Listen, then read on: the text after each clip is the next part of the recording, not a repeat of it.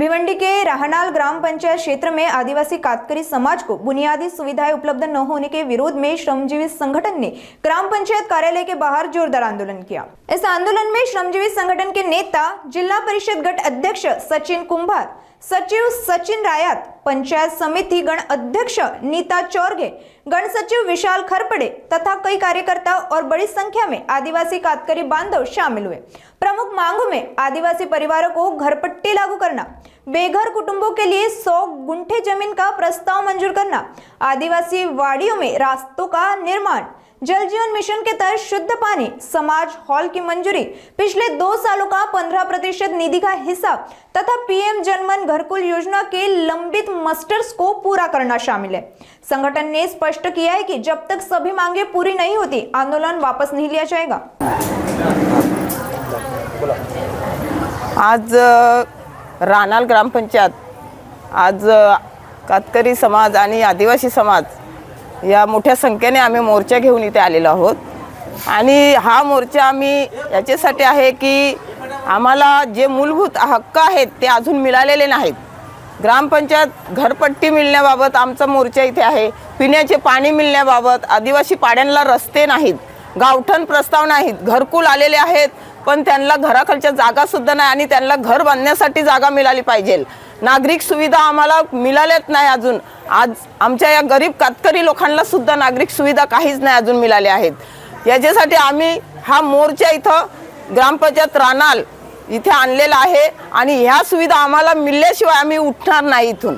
आणि हा मिळून घेऊनच इथून आम्ही जाणार, नाहीतर आमची ही संख्या इथेच बसणार। आमची श्रमजीवी संघटनाची हे सभासद आम्ही इथेच बसणार। 2 दिवस होत, 3 दिवस होत तरी आम्ही इथून घेतल्याशिवाय जाणार नाही। आदिवासींचे 15% जे दलितांच्यासाठी होणारा खर्चाचा हिशोब हा सुद्धा आम्हाला मिळण्याचे बाबत हा 2023 आणि 24-25 हा आदिवासींचा इतर परंपरा निवासी यांना आणि पीएम घरकुल योजनाचा सुद्धा लाभ मिळण्याचा हा घेतल्याशिवाय जाणार नाही। मिळल्यावरच आम्ही जाऊ इथून। हा सर्व प्रश्न या सर्व प्रश्न आम्ही या मिळल्यावरच इथून उठणार, नाही तर उठणार नाही असा आमचा निर्धार आहे। आणि हा निर्धार आम्ही पूर्ण केल्याशिवाय राहणार नाही। ही श्रमजीवीची आमची ताकद आहे। दादा काय सांगणार, राहनाल ग्रामपंचायतमध्ये तुम्ही मूलभूत हक्कांसाठी मोर्चा काढला नाही की काय सांगाल? श्रमजीवी संघटनेच्या माध्यमातून आम्ही राहनाल ग्रामपंचायतवरती मोर्चाने आलो आहोत।